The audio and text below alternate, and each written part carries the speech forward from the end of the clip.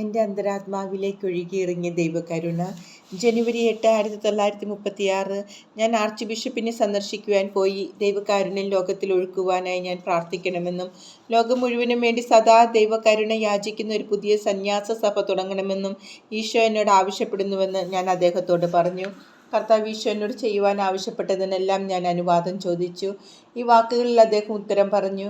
പ്രാർത്ഥനയുടെ കാര്യത്തിൽ ഞാൻ അനുവാദം നൽകുക മാത്രമല്ല, അതിനായി പ്രോത്സാഹിപ്പിക്കുകയും ചെയ്യുന്നു. സഹോദരി, വളരെ തീക്ഷ്ണമായി ലോകത്തിനു വേണ്ടി പ്രാർത്ഥിക്കണം. ദൈവകരുണയ്ക്കായി യാചിക്കണം. അതാണ് ഇന്നിൻ്റെ വലിയ ആവശ്യം. ഈ നിയോഗത്തിനായി പ്രാർത്ഥിക്കുന്നതിന് കുമ്പസാരക്കാരൻ തടസ്സം പറഞ്ഞില്ലെന്ന് ഞാൻ കരുതുന്നു. എന്നാൽ പുതിയ സന്യാസ സഭയുടെ കാര്യത്തിനായി സഹോദരി അല്പം കൂടി കാത്തിരിക്കുക. അപ്പോൾ കാര്യങ്ങൾ തനിയെ എല്ലാം അനുകൂലമായി തീരും. പുതിയ സന്യാസ സഭ അതിൽ തന്നെ നല്ലതാണ്. പക്ഷേ അതിനായി തിടുക്കം കൂട്ടേണ്ടതില്ല. ഇത് ദൈവേഷ്ടമാണെങ്കിൽ ഉടനെയോ അല്പം താമസിച്ചാണെങ്കിലും പൂർത്തീകരിക്കും. എന്തുകൊണ്ട് അത് ചെയ്തുകൂടാ? ഇപ്പോൾ തന്നെ പലതരം സന്യാസ സഭകളുണ്ടല്ലോ. അതിനാൽ ഇത് ദൈവഹിതമാണെങ്കിൽ തീർച്ചയായും നടപ്പിൽ വരും. ശാന്തമായി കാത്തിരിക്കുക. ഈശോ മിശിഹായ്ക്ക് എല്ലാം ചെയ്യാൻ കഴിയും. അഗാധമായ ദൈവൈക്യത്തിനായി പരിശ്രമിക്കണം. അല്പം പോലും നിരാശപ്പെടരുത്. ഈ വാക്കുകൾ എന്നെ ആനന്ദഭരിതയാക്കി. ഞാൻ ആർച്ച് ബിഷപ്പിൻ്റെ ഭവനത്തിൽ നിന്ന് പുറത്തിറങ്ങിയപ്പോൾ ഈ സ്വരം എൻ്റെ ആത്മാവിൽ ശ്രവിച്ചു. നിന്റെ ആത്മാവിനെ ഉറപ്പിക്കാനായി ഞാൻ നിന്നോട് ആവശ്യപ്പെട്ട കാര്യങ്ങൾക്ക് അനുസൃതമായി എൻ്റെ പ്രതിനിധികളിലൂടെ ഞാൻ സംസാരിക്കും. പക്ഷെ എപ്പോഴും കാര്യങ്ങൾ ഇതുപോലെ ആയിരിക്കില്ല. പല കാര്യങ്ങളിലും അവർ നിന്നെ എതിർക്കും. അതിലൂടെ എൻ്റെ മഹത്വം നിന്നിൽ പ്രകാശിക്കും. ഇതെല്ലാം എൻ്റെ പ്രവൃത്തിയാണ് എന്നതിൻ്റെ തെളിവാണിത്. എന്നാൽ നീ അല്പം പോലും ഭയപ്പെടേണ്ട. ഞാൻ എപ്പോഴും നിൻ്റെ കൂടെയുണ്ട്. എൻ്റെ മകളെ, ഇതുകൂടി മനസ്സിലാക്കുക. എല്ലാ സൃഷ്ടികളും അവർ അറിഞ്ഞോ അറിയാതെയോ, ഇഷ്ടപ്പെട്ടാലും ഇല്ലെങ്കിലും എൻ്റെ തിരുമനസ്സാണ് എപ്പോഴും പൂർത്തിയാക്കുന്നത്. ഒരിക്കൽ ഈശോ വളരെ മഹത്വപൂർണനായി കാണപ്പെട്ട് എന്നോട് പറഞ്ഞു, എൻ്റെ മകളെ, നീ ആഗ്രഹിക്കുന്നുവെങ്കിൽ ഈ നിമിഷം തന്നെ ഇതിനേക്കാൾ അതിമനോഹരമായ ഒരു പുതിയ ലോകം നിനക്കായി സൃഷ്ടിക്കാം. അവിടെ നിന്റെ ശിഷ്ടകാലം മുഴുവൻ നിനക്ക് ജീവിക്കാം. ഞാൻ ഉത്തരമരുളി, പുതിയ യാതൊരു ലോകവും എനിക്ക് വേണ്ട. ഈശോയെ, എനിക്ക് അങ്ങേ മാത്രം മതി. അങ്ങെന്നെ സ്നേഹിക്കുന്നത് പോലെ എനിക്ക് അങ്ങേ സ്നേഹിച്ചാൽ മാത്രം മതി. അങ്ങേ സ്നേഹിക്കാൻ എൻ്റെ ഹൃദയത്തെ ശക്തമാക്കണമേ എന്ന് മാത്രം ഞാൻ യാചിക്കുന്നു. അങ്ങയുടെ വാഗ്ദാനം എന്നെ വിസ്മയിപ്പിക്കുന്നു. എൻ്റെ ഈശോയെ, ആ ലോകങ്ങൾ എനിക്കെന്താണ്? അങ്ങെനിക്ക് അതുപോലെ 1000 എണ്ണം നൽകിയാലും അവ എനിക്കൊന്നുമല്ല. ഈശോയെ, എൻ്റെ ഹൃദയം അങ്ങേക്ക് വേണ്ടി മരിക്കുകയാണെന്നറിയാമല്ലോ. അങ്ങല്ലാത്തതെല്ലാം എനിക്കൊന്നുമല്ല. ആ നിമിഷം എൻ്റെ ഇന്ദ്രിയങ്ങൾ അചേതനമായി. ഒരു ദൈവിക ശക്തി എൻ്റെ ആത്മാവിനെ സംവഹിച്ചു കൊണ്ടുപോയതുപോലെ അതിസ്വാഭാവികമായ ഒരു അഗ്നി എൻ്റെ ഹൃദയത്തെ ജ്വലിപ്പിച്ചു കൊണ്ടിരുന്നു. ദൈവത്തിനു വേണ്ടിയുള്ള തീവ്ര വേദനയിൽ ഞാനായി. അപ്പോൾ ഈ വാക്കുകൾ ഞാൻ ശ്രവിച്ചു. ഞാൻ നിന്നോട് ഗാഢ ഐക്യത്തിലാകുന്നത് പോലെ വേറൊരാത്മാവുമായി ഞാൻ ഐക്യപ്പെടുന്നില്ല. നിന്റെ അഗാധമായ എളിമയും നിനക്കെന്നോടുള്ള ഉത്കടമായ സ്നേഹവും നിമിത്തമാണിത്. ഒരവസരത്തിൽ ഈ വാക്കുകൾ ഞാൻ ഉള്ളിൽ ശ്രവിച്ചു. നിന്റെ ഹൃദയത്തിൻ്റെ ഓരോ തുടിപ്പും ഞാൻ അറിയുന്നുണ്ട്. എൻ്റെ മകളെ, നീ അറിയുക. മറ്റാരുടെയെങ്കിലും നേർക്കുള്ള നിന്റെ ഒരു കടാക്ഷം മറ്റു വ്യക്തികൾ ചെയ്യുന്ന നിരവധി പാപങ്ങളെക്കാൾ എന്നെ മുറിപ്പെടുത്തും. സ്നേഹം ഭയത്തെ അകറ്റുന്നു. ഞാൻ പൂർണ്ണ ഹൃദയത്തോടും പൂർണ്ണ ആത്മാവോടും പൂർണ്ണ ശക്തിയോടും കൂടി ദൈവത്തെ സ്നേഹിക്കാൻ തുടങ്ങിയപ്പോൾ ഭയമെല്ലാം വിട്ടുമാറി. ദൈവത്തിൻ്റെ നീതിയെക്കുറിച്ച് ഏറ്റവും ഭയപ്പെടുത്തുന്ന കാര്യങ്ങൾ ശ്രവിച്ചാലും ഞാൻ അവിടുത്തെ ഭയപ്പെടുകയില്ല. കാരണം ഞാൻ ദൈവത്തെ നന്നായി അറിയുന്നു. ദൈവം സ്നേഹമാണ്. അവിടുത്തെ അരൂപി സമാധാനമാണ്. സ്നേഹത്താൽ ഞാൻ ചെയ്യുന്ന കാര്യങ്ങൾ ഭയപ്പെട്ട് ചെയ്തിരുന്നതിനേക്കാൾ പൂർണ്ണതയുള്ളതായി കണ്ടു. ഞാൻ ശരണം മുഴുവൻ ദൈവത്തിൽ അർപ്പിക്കുന്നു. ഇനി ഞാൻ ഒന്നും ഭയപ്പെടുന്നില്ല. അവിടുത്തെ തിരുമനസ്സിന് എന്നെ തന്നെ പൂർണ്ണമായി അർപ്പിക്കുന്നു. അവൻ്റെ ഇഷ്ടം പോലെ എന്തും എന്നോട് ചെയ്തു കൊള്ളട്ടെ. ഞാൻ അവിടുത്തെ സ്നേഹിച്ചു കൊണ്ടിരിക്കും. ദിവ്യകാരുണ്യം സ്വീകരിക്കുമ്പോൾ സഹോദര സ്നേഹത്തിനെതിരായി പാപം ചെയ്യാതിരിക്കാൻ എൻ്റെ നാവിനെ സുഖപ്പെടുത്തണമേ എന്ന് ദിവ്യരക്ഷകനോട് കരഞ്ഞപേക്ഷിക്കുന്നു. ഈശോയെ, അവിടുത്തെ മാധുര്യമുള്ള ഹൃദയമൊഴികെ മറ്റാരും എന്നെ അറിയാതെ മറിഞ്ഞിരിക്കാൻ എത്ര തീവ്രമായി ഞാൻ ആഗ്രഹിക്കുന്നുവെന്ന് അങ്ങേക്കറിയാമല്ലോ. മനോഹരമായ ലില്ലിയും റോസും പൂത്തു നിൽക്കുന്ന അടയ്ക്കപ്പെട്ട മഹാ ഉദ്യാനത്തിലെ പുൽനാമ്പുകൾക്കിടയിൽ മറിഞ്ഞിരിക്കുന്ന ഒരു കുഞ്ഞരിപ്പൂവായി ഞാൻ മാറട്ടെ. മനോഹരമായ റോസാപുഷ്പങ്ങളും ഭംഗിയുള്ള ലില്ലിപ്പൂക്കളും വളരെ അകലെ നിന്ന് തന്നെ കാണുവാൻ സാധിക്കും. എന്നാൽ ഈ കുഞ്ഞരിപ്പൂവിനെ കാണണമെങ്കിൽ അടുത്തു വന്ന് കുനിഞ്ഞു നോക്കണം. അത് സുഗന്ധം പരത്തുക മാത്രമേ ചെയ്യുകയുള്ളൂ. ഓ, ഇതുപോലെ മറിഞ്ഞിരിക്കാൻ സാധിച്ചിരുന്നെങ്കിൽ ഞാൻ എത്ര സന്തോഷവതിയാകുമായിരുന്നു. ഓ എൻ്റെ സ്വർഗീയ മണവാള, എൻ്റെ ഹൃദയപുഷ്പവും അതിലെ നിർമ്മല സ്നേഹത്തിൻ്റെ സുഗന്ധവും അങ്ങേക്ക് മാത്രമുള്ളതാണ്. എൻ്റെ ആത്മാവ് അങ്ങിൽ ആമഗ്നമാണ്. നിത്യദൈവമേ, എന്നെ അങ്ങയിലേക്ക് വലിച്ചടിപ്പിച്ച നിമിഷം മുതൽ എൻ്റെ ഈശോയെ ഞാൻ അങ്ങേ ആഴമായി അറിയുന്നു. അതിനനുസൃതമായി ഉത്കടമായി അങ്ങേക്കായി ഞാൻ ആഗ്രഹിക്കുന്നു. ഈശോയുടെ ഹൃദയത്തിൽ നിന്ന് ഞാനൊരു കാര്യം പഠിച്ചു. സ്വർഗത്തിൽ തന്നെ ഒരു സ്വർഗമുണ്ട്. അതെല്ലാവർക്കും ഉള്ളതല്ല. അവിടുത്തെ തിരഞ്ഞെടുക്കപ്പെട്ടവർ മാത്രം അത് സ്വന്തമാക്കുന്നു. മനുഷ്യബുദ്ധിക്ക് ഗ്രഹിക്കാനാവാത്ത ഒരാനന്ദത്തിൽ ആത്മാവ് ആമഗ്നമാകുന്നു. ഓ എൻ്റെ ദൈവമേ, അതിൻ്റെ ഒരല്പമൊരളവെങ്കിലും എനിക്ക് വിശദീകരിക്കാൻ കഴിഞ്ഞിരുന്നെങ്കിൽ. അവിടുത്തെ ദൈവത്വത്തിലേക്ക് ആത്മാവ് പ്രവേശിക്കുന്നു. പ്രകാശത്തിൽ നിന്ന് പ്രകാശത്തിലേക്കുള്ള കടന്നുവരവ്. ഒളിമങ്ങാത്ത, ഒട്ടും മുഷിപ്പിക്കാത്ത നിത്യനൂതന സത്യപ്രകാശം. ഓ പരിശുദ്ധ ത്രിത്വമേ, ആത്മാക്കൾക്ക് അങ്ങയെ വെളിപ്പെടുത്തണമേ. ഓ എൻ്റെ ഈശോയെ, എളിമപ്പെടുത്തലുകളേക്കാൾ ആത്മാവിന് സഹായകമായി മറ്റൊന്നുമില്ല. ഏറ്റവും ചെറിയവളായി തന്നെ വീക്ഷിക്കുകയാണ് യഥാർത്ഥ സന്തോഷത്തിൻ്റെ രഹസ്യമെന്ന് ഞാൻ അറിയുന്നു. തനിക്ക് സ്വന്തമായുള്ളത് സ്വന്തം നികൃഷ്ടാവസ്ഥയും ശൂന്യതയുമാണെന്നും എന്തെങ്കിലും നന്മ തന്നിലുണ്ടെങ്കിൽ അത് ദൈവത്തിൻ്റെ സമ്മാനമാണെന്നും ആത്മാവ് മനസ്സിലാക്കുന്നു. ദൈവത്തിൻ്റെ മഹിമപ്രതാപത്തിൻ്റെ മുമ്പിൽ എളിമയുടെ സാഷ്ടാംഗം നമിക്കുക മാത്രമാണ് ഏക ആശ്രയം. ആത്മാവിൻ്റെ ഈ എളിമ മനോഭാവം കണ്ട് ദൈവം തൻ്റെ നന്മകൾ ആത്മാവിലേക്ക് ഒഴുക്കും. ആത്മാവ് സ്വന്തം ഇല്ലായ്മയുടെയും ആവശ്യങ്ങളുടെയും കരകാണാക്കടലിൽ മുങ്ങിത്താഴുമ്പോൾ ദൈവം തൻ്റെ സർവശക്തിയാൽ അതിനെ ഉയർത്തുന്നു. ഈ ലോകത്തിൽ യഥാർത്ഥത്തിൽ പരമാനന്ദം അനുഭവിക്കുന്നത് സത്യമായ എളിമയുള്ള ആത്മാക്കളാണ്.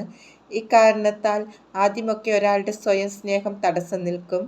എന്നാൽ ഒരാത്മാവ് ധീരമായി നിന്ന് പ്രയത്നിക്കുകയാണെങ്കിൽ സ്വന്തം നികൃഷ്ടതയെയും ലോകത്തിൻ്റെ വഞ്ചനയെയും മനസ്സിലാക്കാൻ ദൈവം അതിന് ആത്മീയ പ്രകാശം നൽകുന്നു.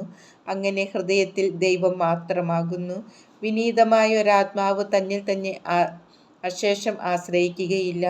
തൻ്റെ മുഴുവൻ ശരണവും ദൈവത്തിൽ അർപ്പിക്കുന്നു. ദൈവം എളിയ ആത്മാക്കളെ അത്ഭുതകരമായി സംരക്ഷിച്ച് തൻ്റെ രഹസ്യാത്മകതയിലേക്ക് അതിനെ കൂട്ടിക്കൊണ്ടു പോകുന്നു. ധാരണാശക്തിക്കതീതമായ, വർണ്ണനാതീതമായ ആനന്ദത്തിൽ ആത്മാവ് മുഴുകുന്നു. ഒരു സായാഹ്നത്തിൽ ഞങ്ങളുടെ മരിച്ചുപോയ സഹോദരിമാരിൽ ഒരാൾ എൻ്റെ അടുക്കൽ വന്നു. ഇതിനു മുമ്പും പല പ്രാവശ്യം ഈ സഹോദരി എനിക്ക് കാണപ്പെട്ടിട്ടുണ്ട്. ആദ്യമൊക്കെ കാണപ്പെട്ടപ്പോൾ അവൾ വലിയ സഹനത്തിലായിരുന്നു. പിന്നീട് സാവകാശം ആ വേദനകൾ അപ്രത്യക്ഷമാകാൻ തുടങ്ങി. ഇപ്രാവശ്യം സന്തോഷത്താൽ പ്രക്ഷോഭിതയായി കാണപ്പെട്ടു. താൻ ഇപ്പോൾ സ്വർഗത്തിലാണെന്ന് അവൾ എന്നോട് പറഞ്ഞു.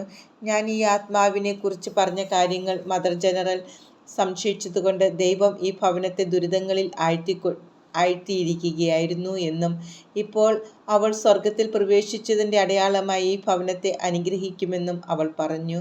അവൾ പിന്നെ എന്നെ സമീപിച്ച് എന്നെ ഗാഢമായി ആലിംഗനം ചെയ്തു പറഞ്ഞു, എനിക്ക് ഇപ്പോൾ പോകണം. ആത്മാവിൻ്റെ 3 തലങ്ങളിലുള്ള ജീവിതവും എത്രമാത്രം പരസ്പരം ഐക്യത്തിലാണെന്ന് എനിക്ക് മനസ്സിലായി. പുണ്യവാന്മാരുടെ ഐക്യം, അതായത് ഈ ലോകത്തിലുള്ളവരും ശുദ്ധീകരണ സ്ഥലത്തെ ആത്മാക്കളും സ്വർഗത്തിലുള്ളവരും. ദൈവം എന്നോട് പറഞ്ഞ കാര്യങ്ങളുടെ പേരിൽ ചിലരെ ദൈവം പരീക്ഷിക്കുന്നത് പലപ്പോഴും ഞാൻ കണ്ടിട്ടുണ്ട്. കാരണം അവിശ്വാസം ദൈവത്തിന് അപ്രീതിജനകമാണ്.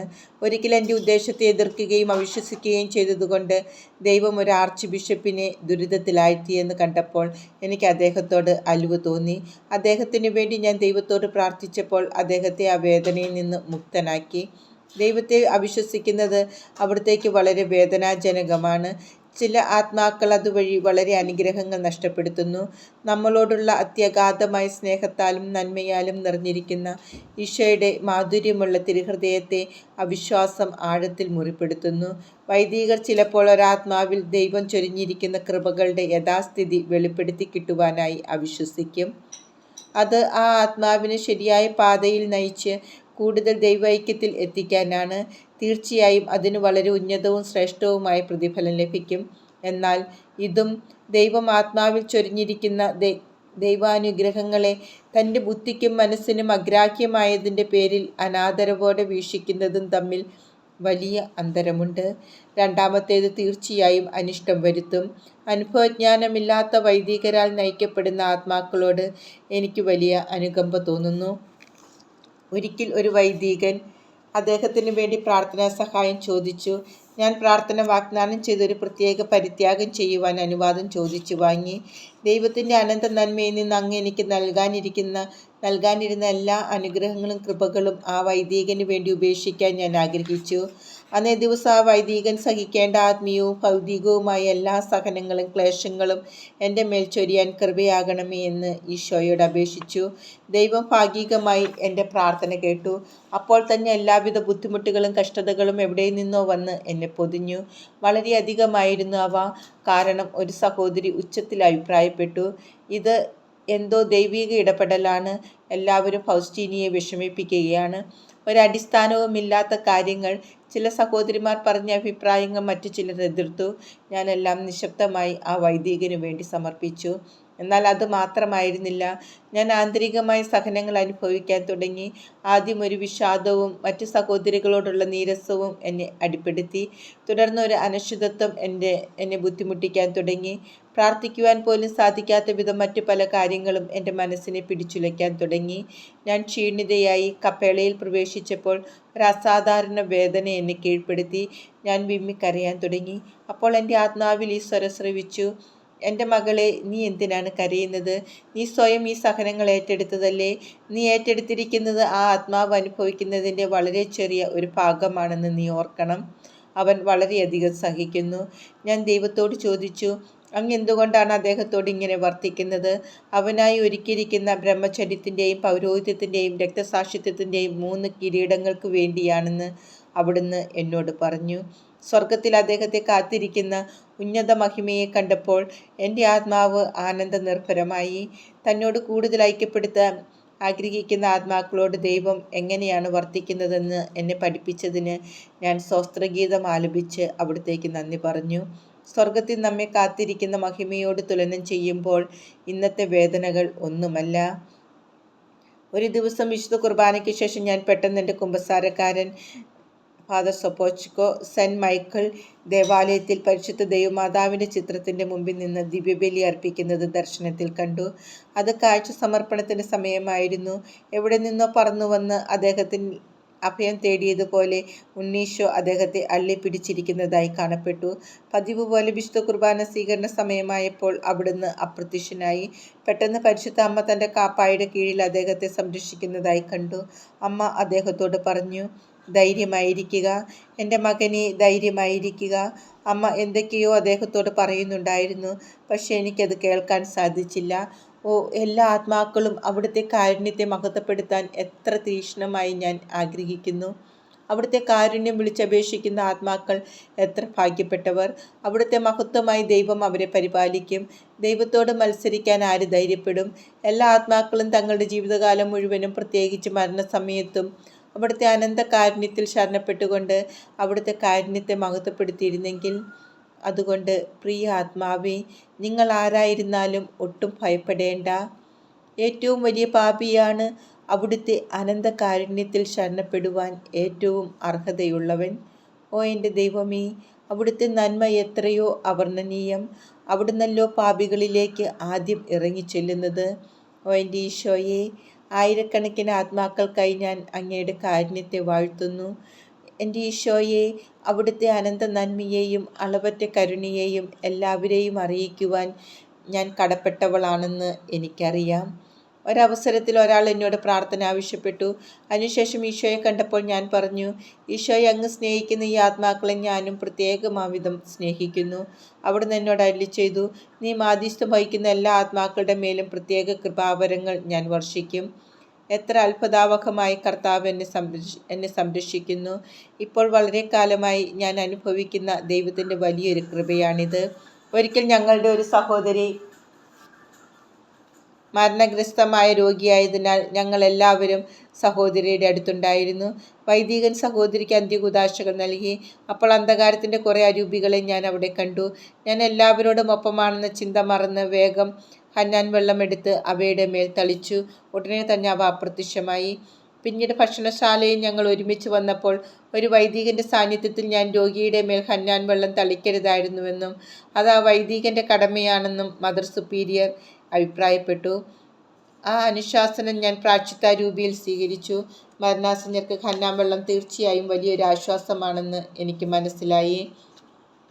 എൻ്റെ ഈശോയെ, ഞാൻ എന്നിൽ തന്നെ എത്രയോ ബലഹീനയാണെന്ന് അങ്ങ് കണ്ടാലും, അതിനാൽ എല്ലാ കാര്യങ്ങളും അങ്ങ് തന്നെ നിയന്ത്രിച്ചു കൊള്ളണം. ഈശോയെ, അങ്ങയ്ക്കറിയാമല്ലോ, അങ്ങയെ കൂടാതെ എന്നെക്കൊണ്ട് ഒന്നും സാധ്യമല്ലെന്ന്. എന്നാൽ അങ്ങയോടൊപ്പമാണെങ്കിൽ എത്ര പ്രയാസമുള്ളതാണെങ്കിലും അവ ഞാൻ പൂർത്തീകരിക്കും. ജനുവരി 29, 1936. സായാഹ്നത്തിൽ എൻ്റെ മുറിയിലായിരുന്നപ്പോൾ പെട്ടെന്ന് ഒരു പ്രകാശം ഞാൻ കണ്ടു. ആ പ്രകാശത്തിൽ ഒരു കറുത്തിരുണ്ട കുരിശ് ഉയർന്നു നിൽപ്പുണ്ടായിരുന്നു. പെട്ടെന്ന് തന്നെ ആ കുരിശിലേക്ക് ആകർഷിക്കപ്പെട്ട് ഞാൻ തീക്ഷ്ണമായി അതിലേക്ക് തന്നെ നോക്കിയിരുന്നു. പക്ഷേ എനിക്കൊന്നും മനസ്സിലായില്ല. അതുകൊണ്ട് ഞാൻ ഈശോയോട് ഇതിൻ്റെ അർത്ഥം എന്തെന്ന് ചോദിച്ചു. ആ നിമിഷത്തിൽ ഈശോ പ്രത്യക്ഷനായി. കുരിശ് അപ്രത്യക്ഷമാവുകയും ചെയ്തു. ഈശോ മിശിഹ വലിയ പ്രകാശത്തിലായിരുന്നു. അവിടുത്തെ കാൽമുട്ട് വരെ പ്രകാശത്തിൽ പൊതിഞ്ഞിരുന്നതുകൊണ്ട് അവിടുത്തെ പാദങ്ങൾ എനിക്ക് കാണാൻ സാധിച്ചില്ല. ഈശോ എൻ്റെ നേരെ കുനിഞ്ഞ് വളരെ ഹൃദയാർദ്രതയോടെ എന്നെ നോക്കി. സ്വർഗീയ പിതാവിൻ്റെ തിരുവിഷ്ടത്തെക്കുറിച്ച് എന്നോട് സംസാരിച്ചു. പിതാവിൻ്റെ ഇഷ്ടം നിറവേറ്റുന്നവരാണ് ഏറ്റവും പരിശുദ്ധരും പൂർണ്ണരുമായ ആത്മാക്കൾ. എന്നാൽ അവർ അധികമില്ല. അവിടുത്തെ തിരുഹിതപ്രകാരം ജീവിക്കുന്ന ആത്മാക്കളെ അവിടുന്ന് വളരെ പ്രത്യേകമായി സ്നേഹിക്കുന്നു. തുടർന്ന് ഈശോ എന്നോട് പറഞ്ഞു, ഞാൻ പൂർണ്ണമായും അവിടുത്തെ തിരുവിഷ്ടപ്രകാരമാണ് ജീവിക്കുന്നത്. ഈ കാരണത്താലാണ് ഞാൻ നിന്നോട് വളരെ ഹൃദ്യമായും പ്രത്യേകമായും ബന്ധപ്പെടുകയും ഗാഢമായി ഐക്യപ്പെടുകയും ചെയ്യുന്നത്. ദൈവത്തിൻ്റെ തിരുഹിതപ്രകാരം ജീവിക്കുന്ന ആത്മാക്കളെ അവിടുന്ന് തൻ്റെ അനന്ത സ്നേഹത്താൽ ആശ്ലേഷിക്കുന്നു. ദൈവം നമ്മെ എത്രമാത്രം അഗാധമായി സ്നേഹിക്കുന്നുവെന്ന് ഞാൻ മനസ്സിലാക്കി.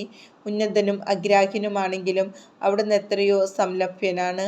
അവിടുന്ന് അനന്തപ്രതാപവാനാണെങ്കിലും അവിടുത്തോട് എത്രയോ അനായാസം ബന്ധപ്പെടാൻ സാധിക്കുന്നു.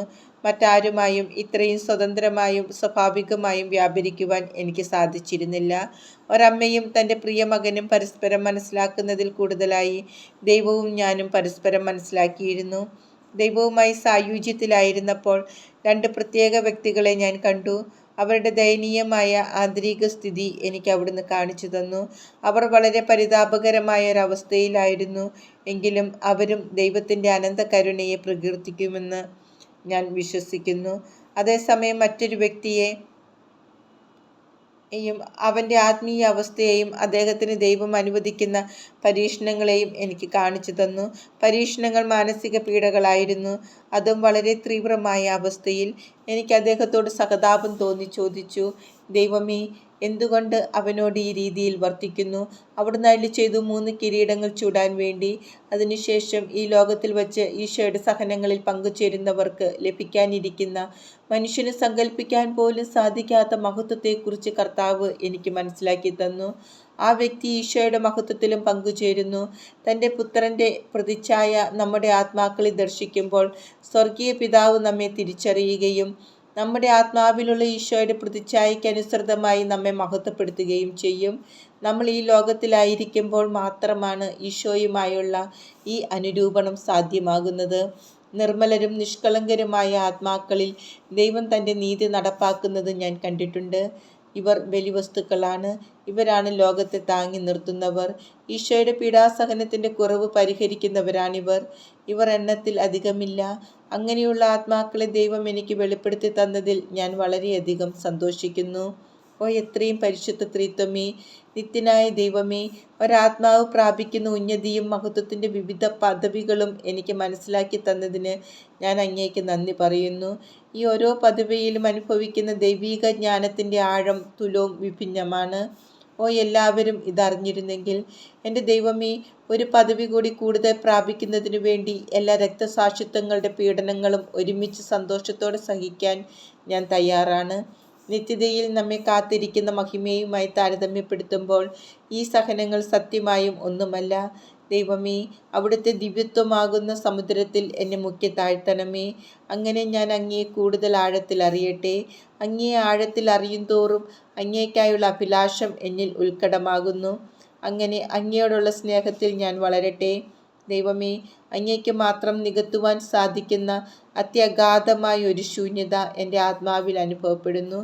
സമുദ്രത്തിൽ ഒരു തുള്ളി ജലം വീഴുന്നത് പോലെ ഞാൻ അങ്ങിൽ ലയിക്കട്ടെ. പാറക്കെട്ടുകൾ നിറഞ്ഞ തരിശായ മരുഭൂമിയിലേക്ക് സൂര്യരശ്മികൾ കടന്നു ചെല്ലുന്നത് പോലെ എൻ്റെ നിർകൃഷ്ടാവസ്ഥയിലേക്ക് ദൈവം തന്നെ കനിഞ്ഞിറങ്ങി വന്നു. അവിടുത്തെ പ്രകാശത്തിൻ്റെ പ്രഭാവത്താൽ എൻ്റെ ആത്മാവ് ശാദ്വലമായ പൂവുകളും പഴങ്ങളും കൊണ്ട് നിറഞ്ഞ അവിടുന്ന് വിശ്രമിക്കുന്ന മനോഹരമായ ഉദ്യാനമായി മാറി.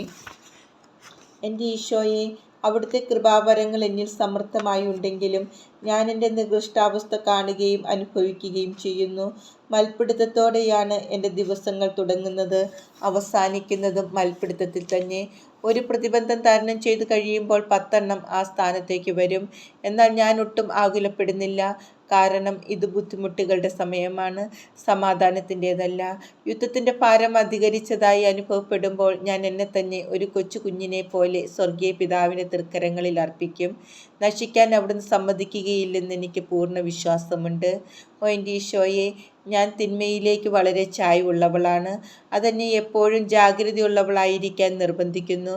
പക്ഷേ ഞാൻ നിരാശപ്പെടില്ല. ഏറ്റവും ദയനീയമായ ഒരവസ്ഥയിലേക്ക് സമർത്ഥമായി ചൊരിയുന്ന ദൈവകൃപയിൽ ഞാൻ ശരണപ്പെടുന്നു. ഏറ്റവും വൈമശ്യമേറിയ ബുദ്ധിമുട്ടുകളിലും ദുരിതങ്ങളിലും എൻ്റെ ആന്തരിക സമാധാനവും സമചിത്തതയും ഞാൻ കൈവിട്ടില്ല. ഇതെൻ്റെ പ്രതിയോഗിയെ നിരാശപ്പെടുത്തി. കഷ്ടപ്പാടുകൾ ക്ഷമയോടെ സ്വീകരിച്ചപ്പോൾ എൻ്റെ ആത്മശക്തി വർദ്ധിച്ചു.